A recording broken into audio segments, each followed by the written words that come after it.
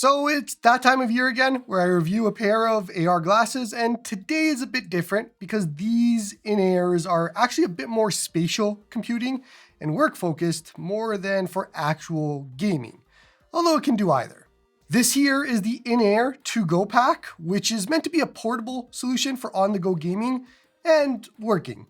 You have your glasses, of course. You have a pod, which is your PC. It's a little Android device. You have a foldable keyboard, which just pops right out and looks like this. And then it all just goes into a nice case that looks like this, and you can travel with it. It's pretty cool. This is more portable than a lot of handhelds that we actually use, so it is pretty cool in that way. And it is really meant to be a just do whatever you want type scenario. Do you want to watch a movie? Do you want to remote desktop to your home PC and work with a keyboard? Or do you want to play games with the pod? Or do you want to connect the glasses to a handheld device? It's multifaceted in that way. It all comes in one big box with everything inside of it. You have the actual glasses in a box, of course. It also comes with an extra slim style case if you prefer to just carry them around on your own. Then the pod, which is a small little Android-based device with a touchscreen circle on it that you use to navigate around, or you can just point it towards things in the software and you click with the little circle area. So you have options there. And that's how you make your way around the software that they have. Then we have the touchscreen fold, which is the foldable keyboard, which you can use with the pod as well. It is just Bluetooth. There's also a few extras like the Inair hub, which lets you use the glasses and charge the pod at the same time.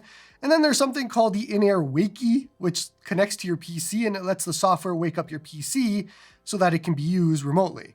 Once again, it ties back to the productivity part of these glasses. There's also the prescription uncut lenses if you need them, as well as 2 other nose pad options.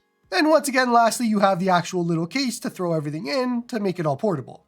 So my first impressions of these were that the glasses feel really light. They are just 80 grams, which is a few grams lighter than some of the other competitors, at least X-Real 1 Pros were like 87 grams, something like that. And I guess I could feel that right away. They feel light. They're decently comfortable. Took some adjusting and such to get it the way that I wanted with the nose pads and everything. But once I did, I like it. Like right now, been using them for about half hour or so. They're fine. I don't have an issue with them. They do tend to get a little bit warm during usage, something that I noticed right away, but that is something that I've experienced on pretty much every AR glasses to this point. Now, spec-wise, they do have a 46 FOV with a 49 PPD and a 120 Hz refresh rate. They state a 135-inch virtual screen, but that is always hard to confirm. I do find that these glasses in particular have a very small viewport or view area, I guess. I don't feel as immersed as I do with other glasses due to that. But I think my favorite part about these glasses is that the left side is actually touch. So when you slide it, you can see my glasses are getting darker and they're dark completely. Or you can bring it back and slide it the other way, and now I can see more of the world around me instead of just a black screen with whatever I'm watching. It's all touchscreen on this side, so you can just swipe back and forth to get to whatever site that you want for seeing the content that's in front of you. Sound-wise, they sound good. Clear sound, loud enough. Nothing crazy on that front, but decent sound here. Then we get to the pod, and this is fairly easy to understand. The little touchscreen circle is for clicking. The actual pod is motion to control the cursor, and the entire pod is just a mini Android device with a Snapdragon processor, 8 GB of RAM, 128 GB of storage, and a 5,000 mAh battery, which is roughly about 4 hours or so that I've seen.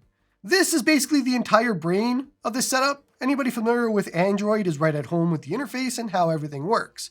You can have multiple screens up at once, and you can go back and forth between them pretty easily, so it is really cool for multitasking in that way. The remote desktop is actually pretty cool too. It seems to just work no matter where you are in the world, and if you use the Wakey device, you can wake up your PC right from anywhere in the world. This is kind of the main productivity use case here. You pair it with a keyboard and you get whatever you want to have done from anywhere you are in the world if you're traveling.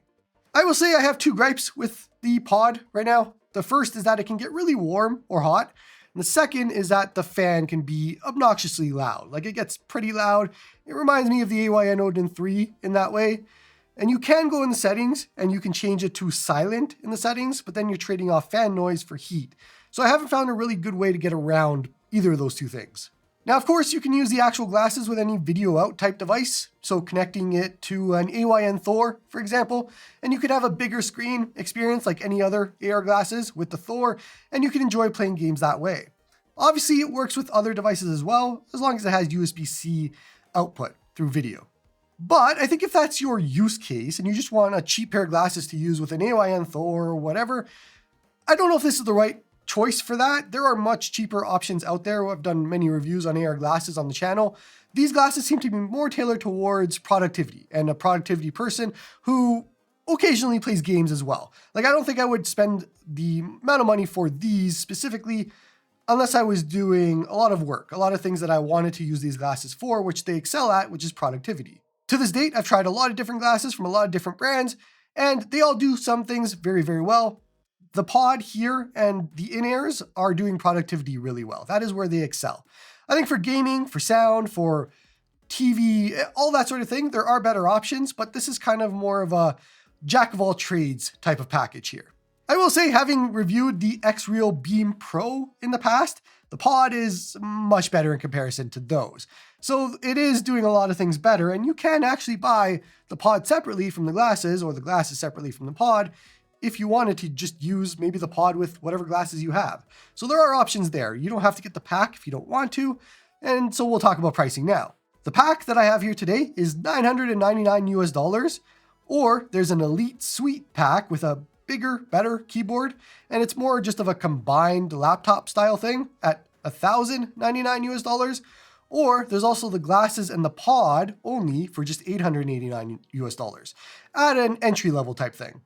Then there's just the glasses for $469 US. And lastly, we have the Pod itself for just $439. Like I said before, the Pod actually works with other glasses as well, like Vitsures, X-Reals, and Ray Neos. So if you have any of those and you just want something to power them, then you can just get the Pod if you wanted to. Otherwise, that's going to be it for today. Again, this is a productivity, work-focused type package here. And I think that's the person that wants to buy this. And if that's what you're looking for, then yeah, I've had a lot of enjoyment with these. Everything seems to work properly. I didn't have any issues. It all just works, which is interesting because I hadn't heard of In-Air before. And to get a product that you are very on the edge about and then to come off with it being like, yeah, everything works better than some other devices that I've used. So if that's what you're looking for, is just work-based type things, then this excels. The multitasking, all of that is really cool. Don't forget to like and sub to help the channel grow. Come join me on the Discord to talk all about retro gaming, and hope you all have a good one.